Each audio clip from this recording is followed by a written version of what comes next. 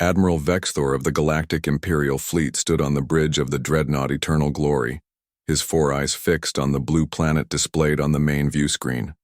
Earth. Such an ordinary name for such an ordinary world. The Admiral's upper arms crossed over his chest while his lower arms rested on the command console. Disappointing, he said to no one in particular. Intelligence reports classified this as a developing world with minimal space capabilities. Hardly worth the journey. The bridge crew continued their work in silence. No one questioned the Admiral's words.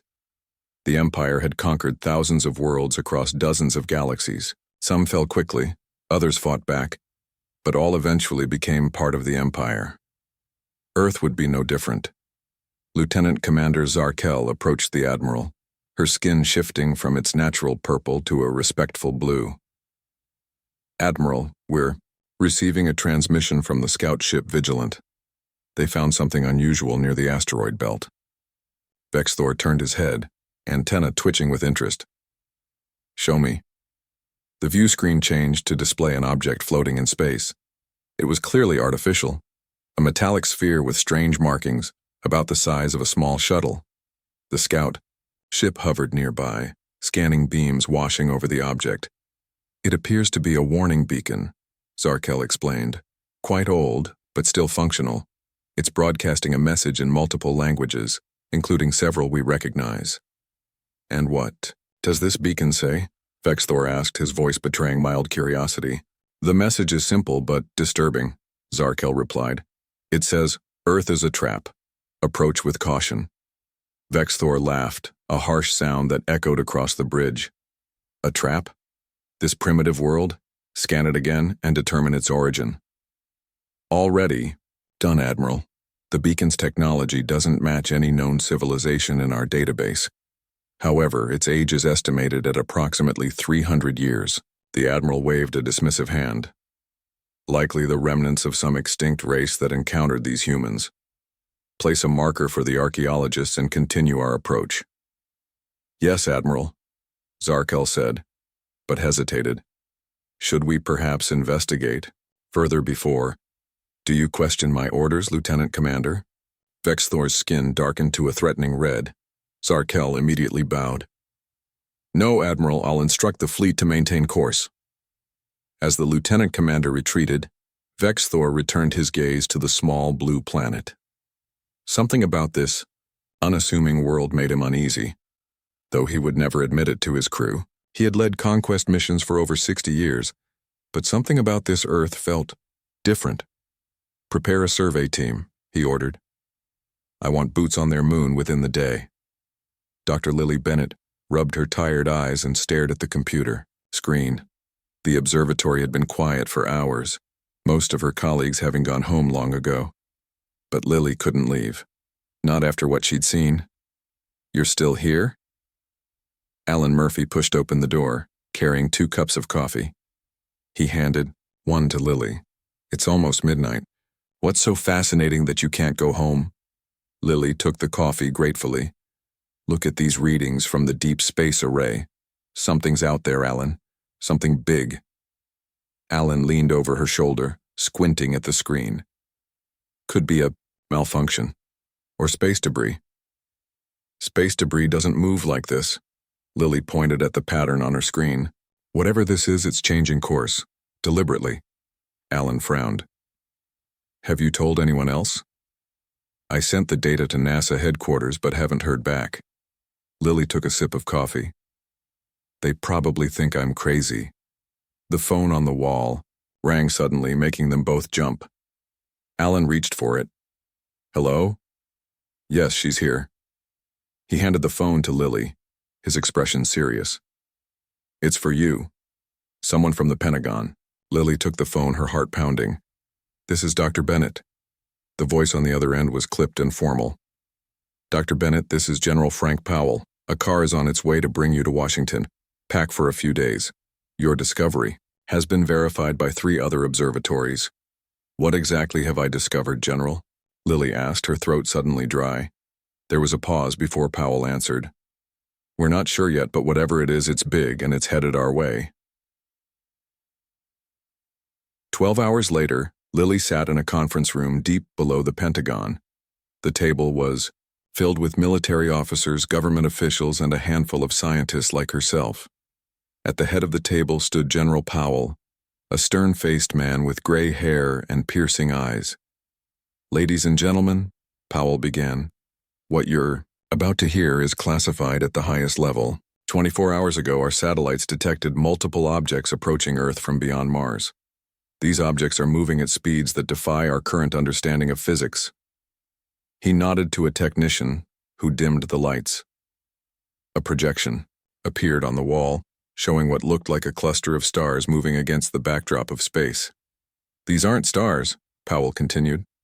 "Based on their size and configuration, we believe they are vessels. Spacecraft of unknown origin." The room erupted in murmurs. Lily felt her heart racing. First contact. After centuries of wondering, humanity was about to meet aliens. "Are they responding to our signals?" asked NASA Director Patricia Collins. Powell shook his head. "We've tried all frequencies. No response." "What about their trajectory?" This came from Dr. Sam Winters, a physicist Lily recognized from academic journals. "Where are they headed?" "Their current path will bring them to Earth within 48 hours, Powell replied. "They've already established a presence on the dark side of the moon." The room fell silent. Lily felt a chill run down her spine. "So what do we do?" she finally asked. "Try to communicate? Prepare some kind of welcome?" Powell exchanged glances with a woman Lily hadn't noticed before. She sat in the corner wearing a plain black suit with no identifying insignia. "That's where you come in, Dr. Bennett," Powell said. "You and the other scientists here have been selected because of your expertise. We need to understand their intentions before they arrive." The woman in the black suit stood up. "I'm Colonel Diane Harper," she said. "For the past 60 years, I've been in charge of a program called Operation Watchman. We've been preparing for this moment for generations." "Preparing how?" Dr. Winters asked. Harper walked to the front of the room, her face grim. "The public has never been told the full truth about certain incidents. Roswell, the Phoenix Lights, the Belgian UFO wave. These weren't isolated events. They were reconnaissance." Lily felt her world tilting. "You're saying we've been visited before?"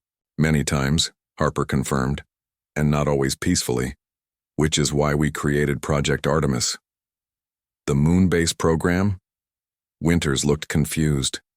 "That's just getting started." Harper smiled, but there was no warmth in it.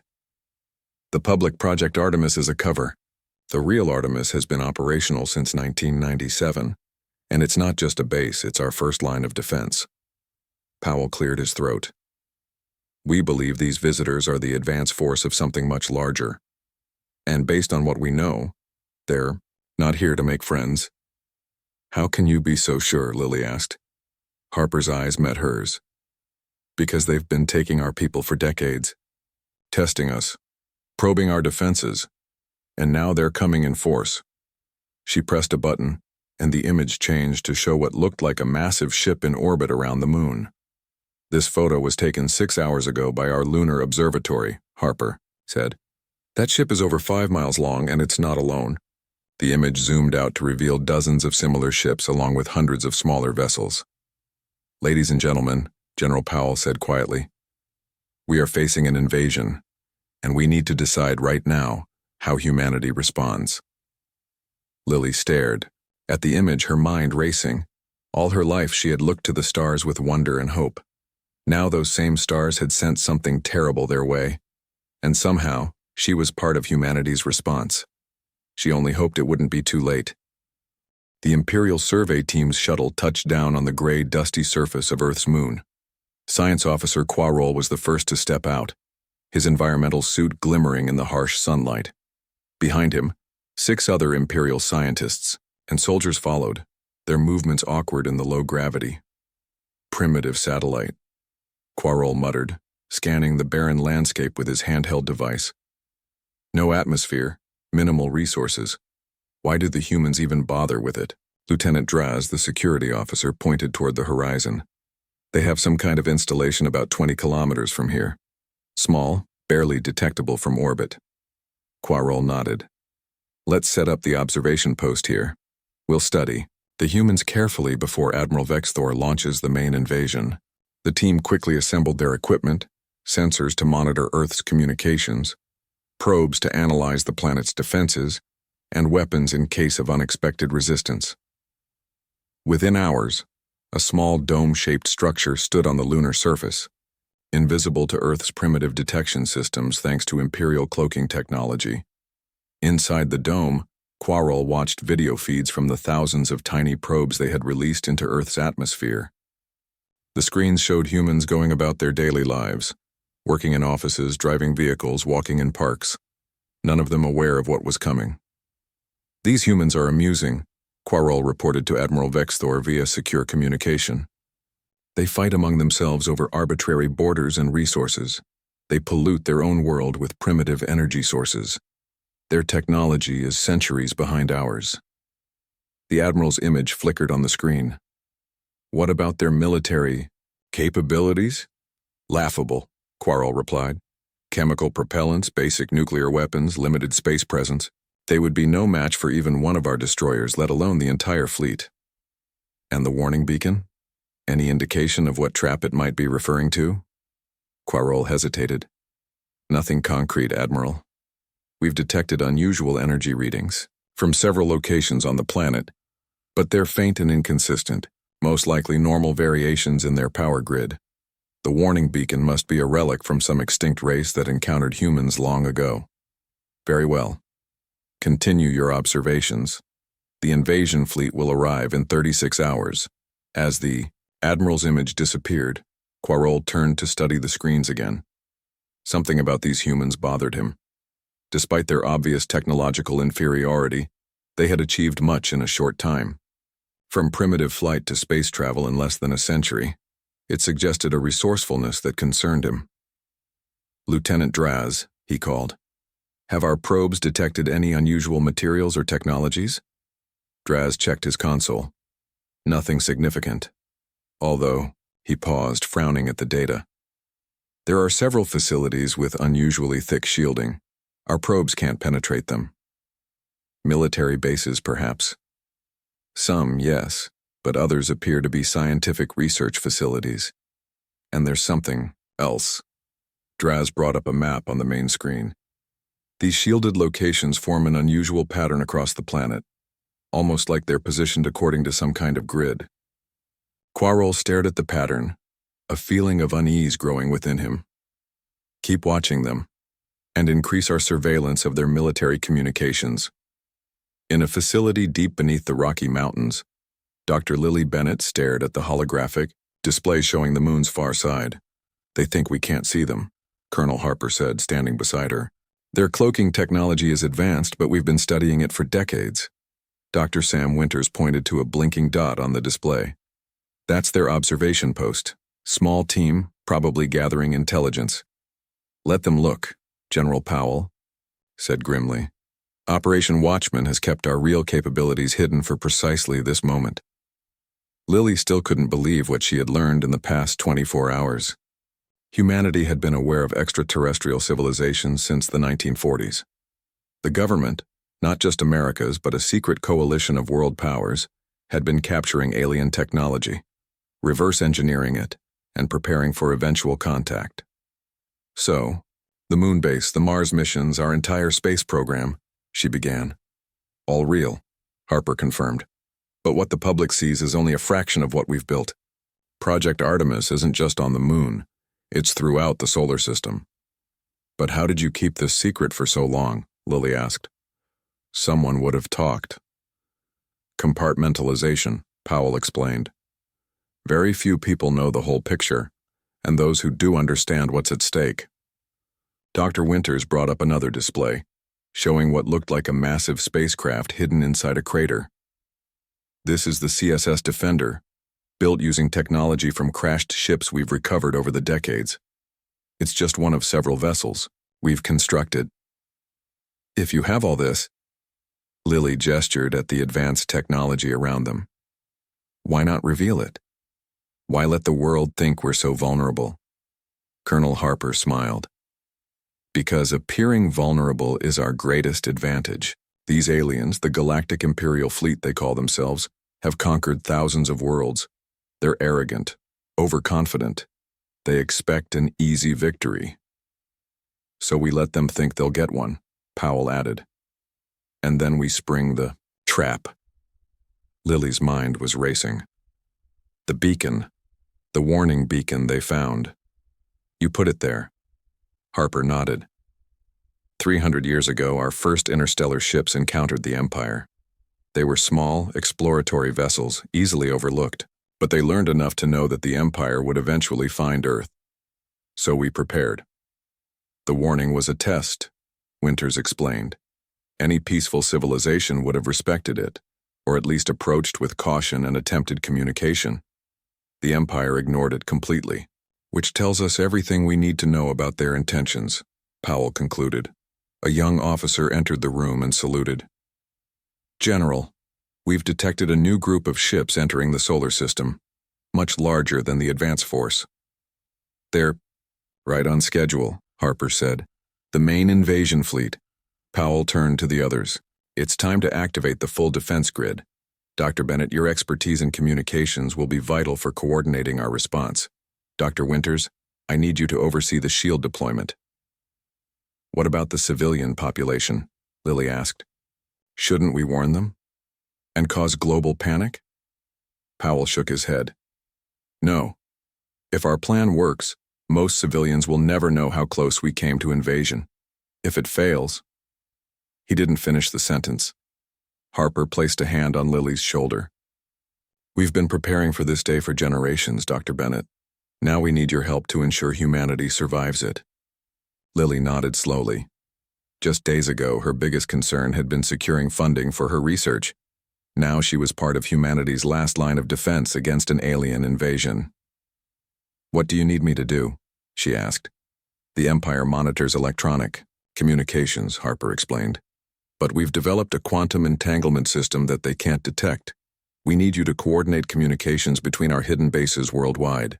And Dr. Winters? Lily glanced at the physicist. The shield technology is still experimental, Winters admitted. It should protect our major cities from orbital bombardment, but it needs to be calibrated precisely. General Powell looked at each of them. Make no mistake, we're outgunned and outnumbered, but we have surprise on our side. The Empire thinks they're hunting us. They don't realize we've been hunting them for centuries. On the main screen, the dots representing Imperial ships grew larger as they approached Earth. The invasion had begun. Humanity's trap was about to be sprung, and Admiral Vexthor still had no idea what was waiting for him. Admiral Vexthor paced the bridge of the Eternal Glory, his patience wearing thin. The main invasion fleet had arrived, joining his advance force in Earth orbit. Over 300 Imperial warships now surrounded the small blue planet, their weapons primed and ready. Science Officer Quarrel, Vexthor called, his voice echoing across the bridge.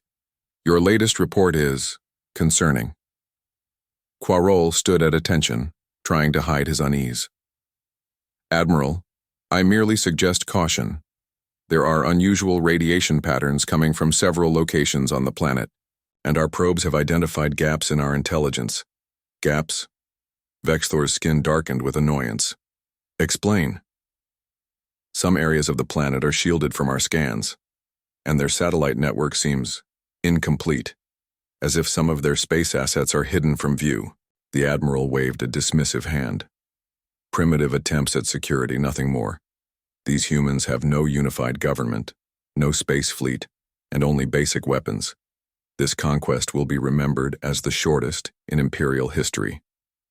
He turned to his second-in-command. Order the first wave to begin landing operations. Target their major population centers, New York, Beijing, London, Moscow. Show of force protocol. Yes, Admiral, the officer replied, relaying the commands. Vexthor watched on the view screen as hundreds of Imperial shuttles departed from the larger ships, beginning their descent toward Earth. The humans would surrender quickly once they saw the Empire's power. They always did. Across Earth, people stared at the sky in terror and awe as massive alien ships appeared above major cities. Traffic stopped. Crowds gathered in streets. News, Broadcasts showed the same images worldwide, enormous dark vessels hovering silently over skyscrapers. In New York, office workers pressed against windows to see the mile-wide ship blocking out the sun. In Tokyo, thousands filmed with their phones as smaller craft descended toward the streets. In London, police tried helplessly to control panicking crowds. But deep beneath the Rocky Mountains, the mood was different. Colonel Harper watched multiple screens showing the invasion, her face calm. "They're following standard Imperial invasion protocol," she noted. "Just as our intelligence predicted." General Powell nodded. "All defense stations report ready, waiting for your command." Harper looked at Lily, who sat at a communications console. "Dr. Bennett, status of the quantum network?" 100% operational, Lily replied. "All bases are linked and standing by." Harper took a deep breath. "Very well. Commence Operation Trojan Horse." Powell picked up a secure phone. "Defense Grid Alpha, you are authorized to engage. I repeat, you are authorized to engage." The first wave of Imperial shuttles entered Earth's atmosphere, their hulls glowing red-hot during descent. Inside, Imperial troops prepared for landing, checking weapons and readying for the ground assault. Commander Reltak addressed his troops. "Remember your training. These humans are primitive but numerous. Standard intimidation tactics, minimal casualties until their leaders surrender." His words were cut short as the shuttle suddenly lurched to one side. Warning alarms blared. "Status report," Reltak demanded. The pilot's voice was panicked. "Unknown energy signature locking onto us. It's not in our database." Outside, the sky had changed. Across Earth, hidden defense platforms were activating. From mountains, oceans, and deserts, concealed weapon systems emerged, targeting the Imperial shuttles with precise energy beams. Reltak barely had time to register shock before his shuttle exploded, along with dozens of others across the planet. On the bridge of the Eternal Glory, Admiral Vexthor watched in disbelief as nearly half of the first wave vanished from tactical displays. "What is happening?" he roared. "Where did those energy signatures come from?" His officers scrambled for answers. "Admiral, the humans appear to have advanced defense systems we didn't detect. They're using some kind of directed energy weapons." "Impossible." Vexthor slammed his fist on the console. "Their technological level is centuries behind this capability. Science." Officer Quarrel studied the readings, his face paling. "Admiral, these weapons, they're similar to our own technology, but they shouldn't have this. They couldn't have developed it independently." Vexthor turned on him, fury in his eyes. "You assured me they were primitive." "They appeared to be," Quarrel insisted. "All our intelligence indicated your intelligence was wrong." The Admiral turned to his tactical officer. "Launch the second wave, full combat deployment. No more show of force. I want those defense platforms destroyed." In Washington, D.C., the White House Situation Room was filled with government officials watching the battle unfold. The president stood calmly as reports came in from around the world. London reports 60% of enemy craft destroyed. Beijing confirms similar numbers. Our Moscow station is engaging a second wave. The defense secretary looked at the president. "Sir, should we inform the public about Operation Watchman now?" "Not yet," the president replied. "Let's see if the hidden fleet needs to be activated." On a secure screen, Colonel Harper's face appeared. "Mr. President, the Imperial fleet is launching a second wave. Larger numbers, combat configuration. Can the defense grid handle it?" "It was designed to, sir. But this would be the time to deploy our aerospace forces if you want to minimize damage to our cities." The president nodded. "You have authorization, Colonel. Godspeed." Imperial Commander Zevnar led the second wave toward Earth in his heavy assault shuttle. Unlike the first wave, his forces were fully armed and shielded, ready for serious resistance. "Approach pattern Delta," he ordered. "Evasive maneuvers. Target those defense platforms with precision strikes." His shuttle shook as it dodged energy beams from below. The defense grid was formidable, but not impossible to overcome. Several Imperial craft had already broken through, landing troops in New York and Shanghai. We're almost through their defenses, Zevnar told his troops. Prepare for ground assault. A warning alarm cut him off. His tactical officer looked up in shock. Commander, multiple contacts approaching at high speed. They're coming from the moon. Zevnar turned to his viewport just in time to see sleek, angular craft rising from Earth's atmosphere. They looked nothing like the primitive aircraft his intelligence had shown him. These vessels moved with impossible speed and precision, their hulls bearing Earth markings but their design unmistakably advanced. What are those? He whispered. His question was answered when the lead Earth vessel fired, its beam cutting through his shuttle's shields as if they weren't there. Dr. Winters stood in the Lunar Command Center, watching as Captain Jerry Ford led Earth's hidden aerospace fleet into battle. The vessels, a hybrid of human engineering and reversed-engineered alien technology, tore through the Imperial second wave. They never expected us to have ships like these, Winters said quietly. That's why it's working. Next to him, Dr. Bennett monitored communications. Ground forces report Imperial troops landing in 12 cities. They're encountering our Special Forces units. On the screens, they could see the Imperial troops facing another shock. Earth soldiers were equipped with exoskeletons and energy weapons that matched Imperial technology. The troops had trained for decades using captured alien equipment, learning Imperial tactics and developing counters. The trap is fully sprung, Winters said. Now we just have to hope it holds. Above Earth, Admiral Vexthor watched his carefully planned invasion falling apart. The warning beacon's message echoed in his mind. Earth is a trap. Too late, he was beginning to understand what it meant. Admiral Vexthor stood rigid at the command center of the Eternal Glory, watching in disbelief as the battle unfolded. Imperial ships, the pride of the Galactic Fleet, were falling one after another to Earth's unexpected defenses. His 4 hands gripped the railing until his knuckles turned pale blue. How is this possible? He demanded of no one in particular. These humans should be cowering in fear, not fighting back with our own technology. Science Officer Poirot worked frantically at his station analyzing the human weapons. Admiral, these aren't just similar to our technology. They're designed specifically to counter our systems. Their shields operate on frequencies that penetrate our defenses. Their weapons target our vulnerable points with precision. A coincidence, Vexthor insisted, though his voice lacked conviction. No, Admiral, Poirot said quietly. This is not coincidence. The humans have studied our technology. They know our weaknesses. They've been preparing for us specifically. On the tactical display, another Imperial cruiser blinked out as Earth's hidden fleet continued their assault. The humans had somehow concealed an entire aerospace force, with vessels emerging from the moon, from underwater bases, and from what appeared to be ordinary mountains that opened to reveal launching bays. Launch all remaining ships, Vexthor ordered. Every fighter, every shuttle, overwhelm them with numbers. His tactical officer hesitated. Admiral, perhaps we should consider retreating to regroup and... Silence. Vexthor's skin flushed deep red with rage. The Empire does not retreat from primitives. Launch everything we have. Above the skies of North America, American fighter pilots Kevin Palmer and Maria Rodriguez led a squadron of advanced aircraft against the Imperial fighters. These weren't the ordinary jets the public knew about.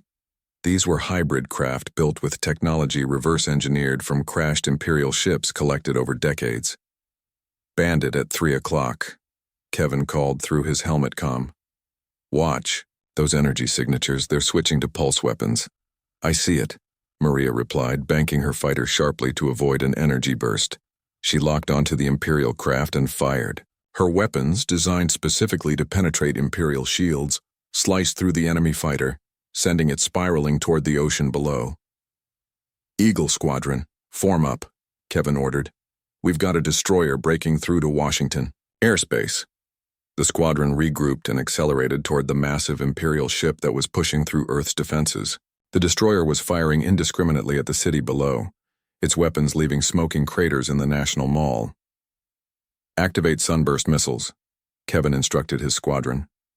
Hit their engine ports simultaneously. Remember your training. These ships have the same weakness as the one that crashed in Arizona in '79. 12 fighters surrounded the destroyer, each launching missiles toward specific points on the enormous vessel. The Imperial ship tried to evade, but the human pilots had trained for this moment for years. The missiles struck home and the destroyer shuddered as explosions rippled along its hull. "Direct hits," Maria called out. "She's going down. Everyone, clear the area." The pilots pulled away as the destroyer listed to one side and began to fall. Emergency systems kicked in, directing it away from the populated city center and toward the Potomac River, where it crashed with a massive splash.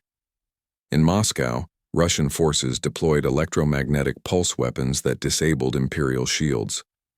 In Beijing, Chinese military units used sonic disruptors that sent Imperial ground troops into confused retreat.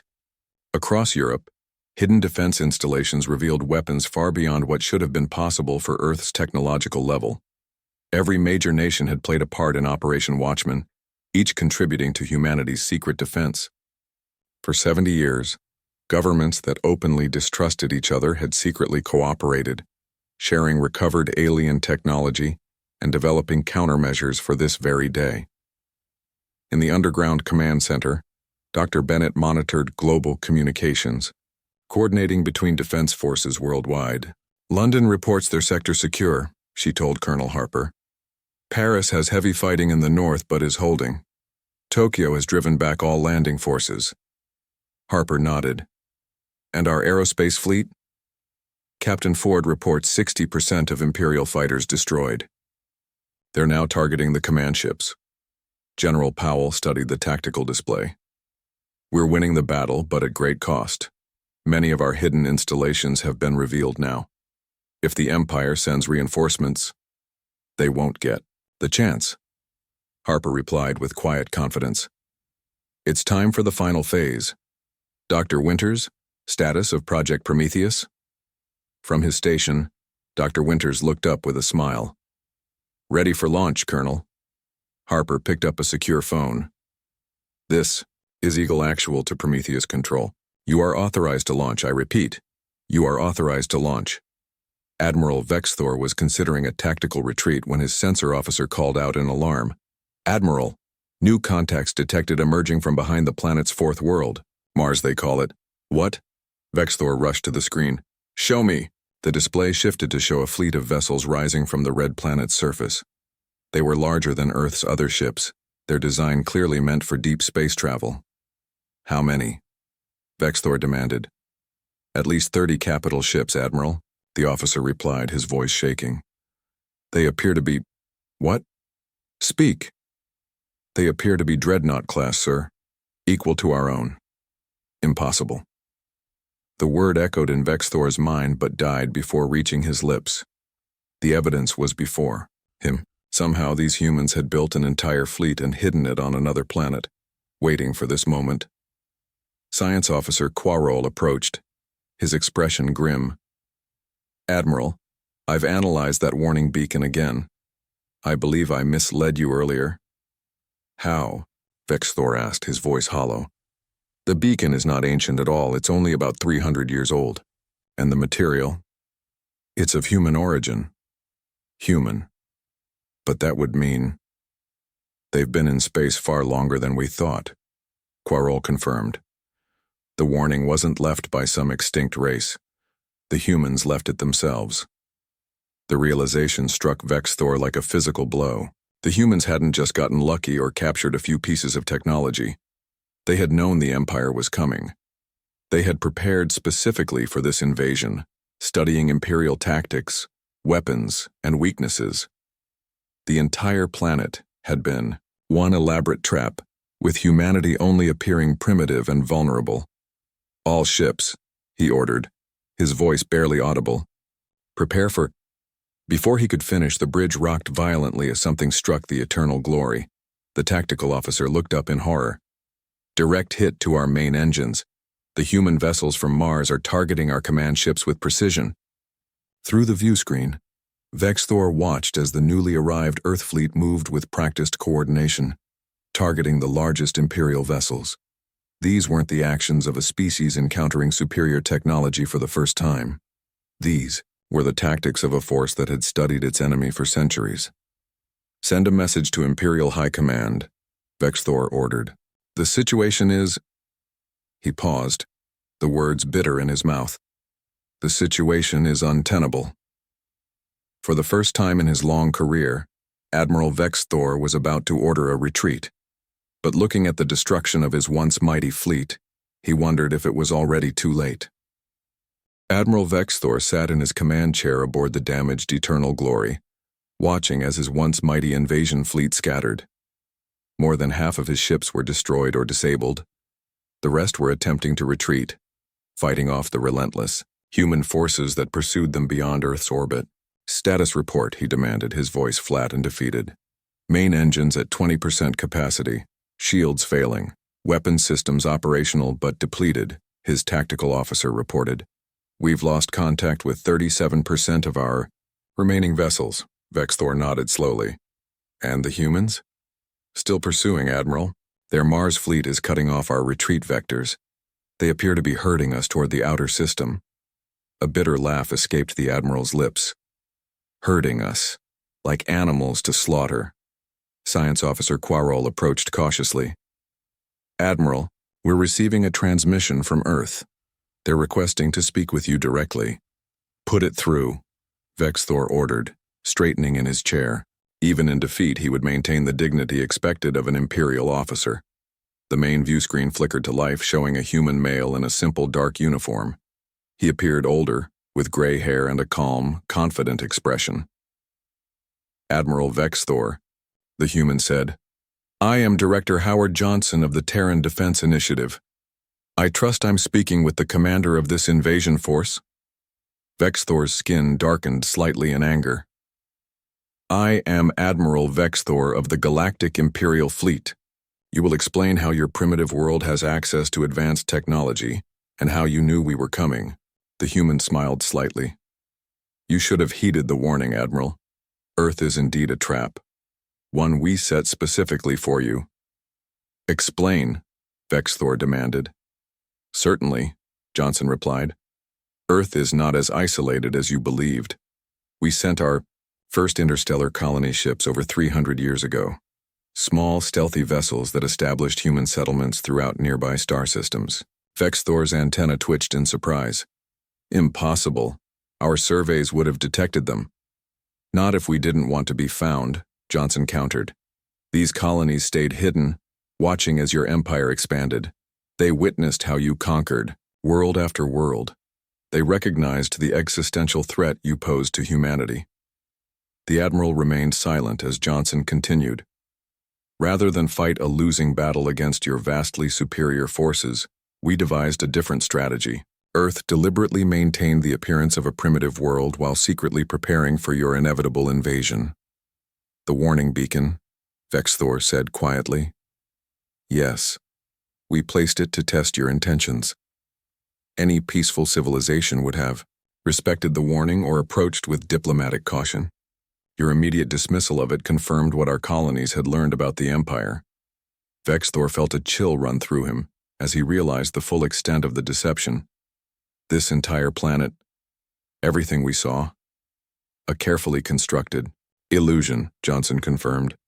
The primitive aircraft, the seemingly basic satellites, the apparent political divisions, all designed to make you underestimate us. But the technology you've deployed against us, reverse-engineered from Imperial ships we've captured over the centuries. Your empire has lost vessels during explorations, has it not? Not all were destroyed in accidents. Some were captured by our colonies and sent back to Earth for study." On the bridge, Science Officer Quarrel made a small sound of realization. "The missing exploration vessels in the Orion sector, the lost research ships near the Pleiades, we always assumed they were destroyed by natural phenomena. We've been studying you for generations," Johnson continued. "Learning your tactics, your technology, your weaknesses. Everything we built was designed specifically to counter your capabilities." Admiral Vexthor's 4 hands clenched into fists. "What happens now? Do you destroy my remaining ships, take prisoners for your research?" "No, Admiral, we're not like you. We don't seek conquest. We only want to protect ourselves and ensure our survival. You have 2 options. Surrender and accept our terms or attempt to retreat, though I should warn you that your hyperdrive systems may not function as expected within our solar system." "What terms?" Vexthor asked cautiously. "Return to your empire. Inform them that Earth and all human colonies are sovereign territory, not to be approached or threatened. A formal treaty will follow through diplomatic channels we'll establish." Vexthor laughed bitterly. "You expect the Empire to simply accept this defeat? To leave you in peace? The Imperial Council will send a larger force once they learn what happened here." Johnson's expression remained calm. "I doubt that, Admiral. You see, this was only phase 1 of our plan." As if on cue, Vexthor's communications officer called out in alarm. "Admiral, we're receiving emergency transmissions from Imperial outposts across 3 sectors. They report simultaneous attacks from unknown forces." "Show me," Vexthor ordered, his blood running cold. The display split to show multiple Imperial facilities under attack. The vessels engaging them were similar to those deployed from Mars, but they flew under different banners, the flags of human colony worlds Vexthor had never heard of. "While your fleet was focused on Earth," Johnson explained, "our colonies activated Phase 2. The human settlements you never discovered are now rising up throughout Imperial territory." "This is impossible," Vexthor whispered. "The logistics, the coordination required." 300 years of preparation, Admiral. 300 years of hiding, building, and waiting for this moment. In the Lunar Command Center, Dr. Bennett and Dr. Winters watched the exchange on the main screen. Colonel Harper stood nearby, her expression solemn. "It worked," Lily said quietly. "The whole plan actually worked." Harper nodded. "Humanity's greatest deception. We showed them what they expected to see. A primitive world easy for conquest. Meanwhile, our real strength remained hidden." "What happens now?" Dr. Winters asked. "Now we reveal ourselves fully," Harper replied. "Our colonies across 12 star systems are simultaneously rising up. The Empire believed they were hunting us. They never realized we've been hunting them." On another screen, they could see Captain Greg Mitchell's Prometheus fleet herding the remaining Imperial ships away from Earth. The sleek vessels, built in secret facilities beneath the Martian surface, represented humanity's true technological level, far beyond the primitive image they had projected to the galaxy. "Will there be peace?" Lily asked. "Eventually," Harper said. "The Empire doesn't respond well to defeat, but they do respect strength. Our colonies are targeting their military installations, not civilian worlds. We're showing them we could do more damage if we wished, but choose restraint." Admiral Vexthor looked at the human on his view screen. "You've been planning this for centuries. The warning beacon wasn't just a test, it was part of your trap." "Yes," Johnson acknowledged. "Earth is the trap. Not because of some weapon or natural phenomenon, but because humanity engineered the perfect strategic deception. We used your own arrogance against you." Vexthor closed his eyes briefly. In all his years commanding Imperial forces, he had never faced a defeat like this, never encountered a species that had outthought the Empire so thoroughly. "I accept your terms," he said finally. "I will return to Imperial space and deliver your message." "A wise decision, Admiral," Johnson replied. "Safe journey home." As the transmission ended, Vexthor stared at the blue planet receding on his view screen. Such an ordinary-looking world. Who could have imagined the elaborate trap it contained? The warning had been clear. Earth is a trap. The Empire had ignored it, confident in their superiority. And it had indeed been too late. The true lesson would echo through Imperial policy for generations to come. Never underestimate a species willing to spend centuries preparing for a single moment of victory.